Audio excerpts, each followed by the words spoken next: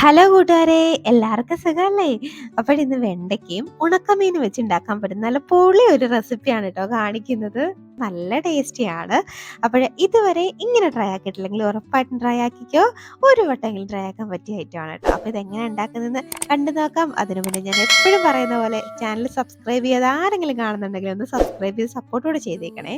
അപ്പോൾ ഇത് ഉണ്ടാക്കാൻ വേണ്ടി ആദ്യം ഒരു കൂട്ടൊന്ന് റെഡിയാക്കണം. അതിനൊരു മിക്സിയുടെ ജാറിലോട്ട് ഒരു 3/4 കപ്പോളം തേങ്ങ ചേർത്ത് കൊടുക്കുന്നുണ്ട്. ഇനി 1 ടീസ്പൂണോളം ചെറിയ ജീരകമാണ് ചേർത്ത് കൊടുക്കുന്നത്. അതും ചേർത്തിട്ട് ഒരല്പം വെള്ളം, ഒരു 2 ടേബിൾ സ്പൂണോളം മാത്രം വെള്ളവും ചേർത്തിട്ട് നമുക്കിത് നന്നായിട്ട് പേസ്റ്റായിട്ട് ഒന്ന് അരച്ചെടുത്ത് കൊണ്ടുവരാം. ഇതുപോലെ ഒന്ന് അരച്ചെടുത്തിട്ട് ഇതങ്ങോട്ട് മാറ്റി വയ്ക്കാം. ഇനി നമുക്കൊരല്പം പുളിവെള്ളത്തിൻ്റെ ആവശ്യമുണ്ട്. അപ്പം അതിന് വേണ്ടിയിട്ട് ഒരു പാത്രം ഒന്ന് എടുത്തിട്ട് അതിലേക്ക് ഒരു നെല്ലിക്ക സൈസ് വലുപ്പത്തിനുള്ള പുളി ചേർത്ത് കൊടുക്കുന്നുണ്ട്. അപ്പം ഇതങ്ങോട്ട് ഇട്ട് കൊടുക്കാം. ഇനി ഒരു 3/4 കപ്പോളം വെള്ളവും കൂടെ ഞാൻ ചേർത്ത് കൊടുക്കുന്നുണ്ട്.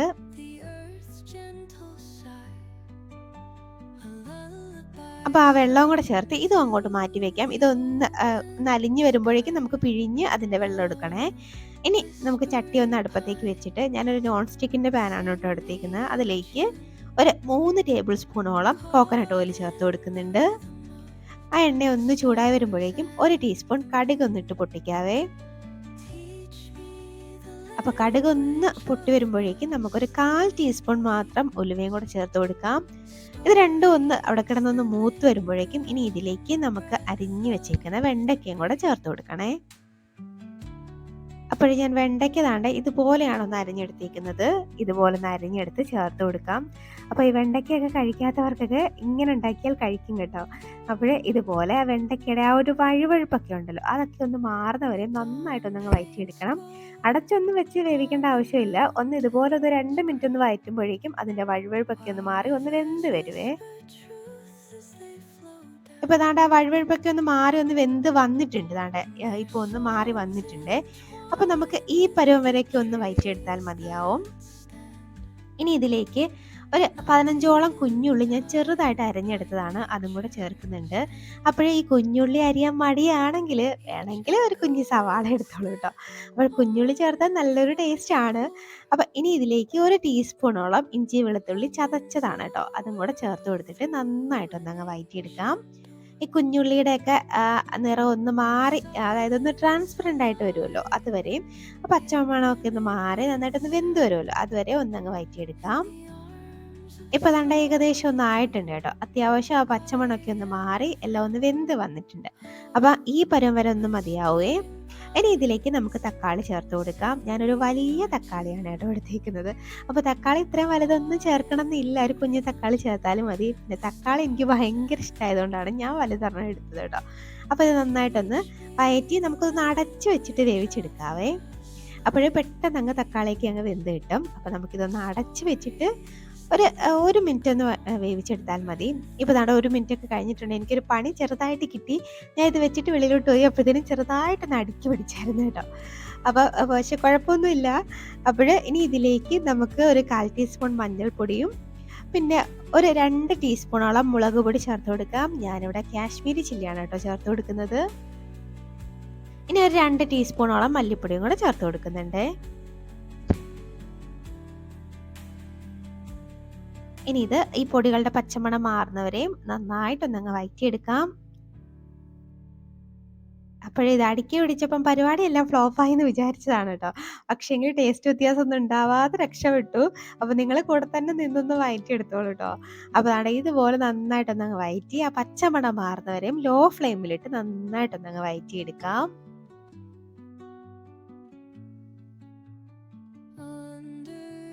അപ്പോൾ ദാണ്ട പച്ചമണമൊക്കെ ഒന്ന് മാറി വന്നിട്ടുണ്ട്. ഇനി ഇതിലേക്ക് നമുക്ക് പുളിവെള്ളം കൂടെ ഒന്ന് ചേർത്ത് കൊടുക്കണം. അപ്പോൾ ഞാൻ പുളി പിഴിയുന്ന വീഡിയോ എടുക്കാൻ അങ്ങ് വിട്ടുപോയേ. ഒരു 3/4 കപ്പോളം പുളിവെള്ളം ഉണ്ടാവും, അതങ്ങോട്ട് ചേർത്ത് കൊടുക്കാം. ചേർത്തിട്ട് ഇതെല്ലാം നന്നായിട്ടൊന്നങ്ങ് യോജിപ്പിച്ചെടുക്കാം.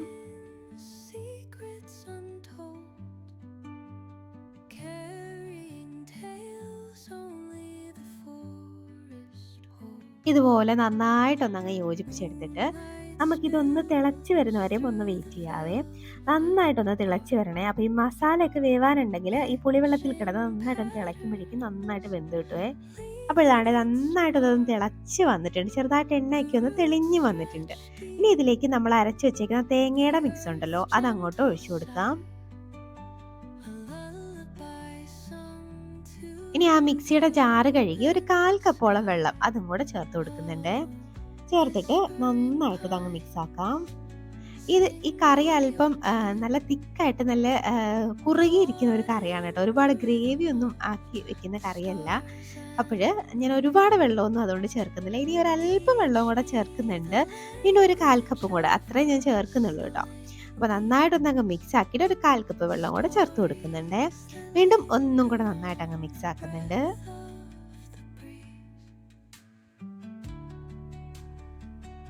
ഇനി ഇതൊന്ന് ചെറുതായിട്ടൊന്ന് തിളച്ച് വരട്ടെ. അപ്പോൾ ആ തിളയ്ക്കുന്നവരെ ഒന്ന് വെയിറ്റ് ചെയ്യാം. അപ്പോൾ നിങ്ങൾക്ക് കറി നല്ല ലൂസായിട്ട് വേണമെങ്കിൽ കുറച്ചല്പം വെള്ളം കൂടെ ചേർക്കാം. അത് നിങ്ങളുടെ കൺസിസ്റ്റൻസിക്ക് അനുസരിച്ച് വെള്ളം ചേർക്കാം കേട്ടോ. അപ്പോൾ നമ്മുടെ കറിയൊക്കെ നന്നായിട്ടൊന്ന് തിളച്ച് തുടങ്ങിയിട്ടുണ്ട്. ഇപ്പോൾ അതാണ്ട് നന്നായിട്ടൊന്ന് തിളച്ച് വന്നിട്ടുണ്ട്. അപ്പോൾ ഈ പരുവം ഒക്കെ ആവുമ്പോഴേക്കും നമുക്കിതിലേക്ക് ഇനി നമ്മൾ കഴുകി വൃത്തിയാക്കി റെഡിയാക്കി വെച്ചേക്കുന്ന നമ്മുടെ ഉണക്കമീനുണ്ടല്ലോ, അതും കൂടെ ചേർത്ത് കൊടുക്കണം. അപ്പോൾ ഉണക്കമീൻ നിങ്ങൾക്ക് ഏത് മീൻ വേണമെങ്കിലും എടുക്കാം കേട്ടോ. ഞാനിവിടെ ഉലുവാച്ചി മീനാണ് എടുത്തേക്കുന്നത്. അപ്പം നിങ്ങൾക്ക് ഇഷ്ടമുള്ള മത്തിയോ പിന്നെ ഏത് മീൻ വേണമെങ്കിലും, നെത്തോലി ഏത് മീനിൽ വേണമെങ്കിലും ഉണ്ടാക്കാം. നല്ല ടേസ്റ്റ് ആയിരിക്കും. ഇനി ജസ്റ്റ് ചെറുതായിട്ടൊന്നങ്ങ് മിക്സ് ആക്കിയതിന് ശേഷം കുറച്ച് ഉപ്പ് ചേർത്ത് കൊടുക്കാം. ഉപ്പ് ഇപ്പോൾ ഒരുപാട് ചേർക്കരുത്, കാര്യം ഈ ഉണക്കമീനകത്ത് അത്യാവശ്യം ഉപ്പ് ഉണ്ടാവും. അപ്പോൾ ഒരല്പം ഉപ്പ് ചേർത്ത് കുറച്ച് കറിവേപ്പിലയും ചേർത്തിട്ട് ഇനി ഒരു പച്ചമുളക് ഒന്ന് നീളത്തിൽ ഉള്ളതൊന്ന് കീറിയിട്ട് കൊടുക്കുന്നുണ്ട്. അത് വിട്ട് ചെറുതായിട്ടൊന്നങ്ങ് മിക്സ് ആക്കിയിട്ട് നമുക്കിതൊന്ന് അടച്ച് വെച്ചിട്ട് ഒന്ന് വേവിച്ചെടുക്കാം. അപ്പോൾ പിന്നീട് ഉപ്പ് നോക്കിയിട്ട് ഒന്ന് കറക്റ്റ് ചെയ്ത് കൊടുക്കണേ. അപ്പോൾ ഇതൊന്ന് അടച്ച് വെച്ചിട്ട് ഒരു 5 മിനിറ്റ് ഒന്ന് വേവിച്ചെടുക്കാം. അപ്പോൾ അതാണ്ട് ഒരു 10 മിനിറ്റ് ആയിട്ടുണ്ട്. അപ്പോൾ ഞാൻ ഓപ്പൺ ചെയ്ത് നോക്കിയിട്ടുണ്ട്. നമ്മുടെ കറിയൊക്കെ നന്നായിട്ട് വറ്റി വെന്ത് വന്നിട്ടുണ്ട്. അപ്പോൾ ഇതുപോലെയാണ് ഞാൻ ഉദ്ദേശിച്ച കൺസിസ്റ്റൻസി കേട്ടോ. അപ്പോൾ നിങ്ങൾക്ക് ഇതിൽ നല്ല കുറച്ചും കൂടെ ഗ്രേവിയോട് കൂടി ഇരിക്കണമെങ്കിൽ കുറച്ച് ചൂടുവെള്ളം ഒഴിച്ചു കൊടുക്കാം, അല്ലെങ്കിൽ ആദ്യമേ കുറച്ച് വെള്ളം ചേർത്ത് ഉണ്ടാക്കാവേ.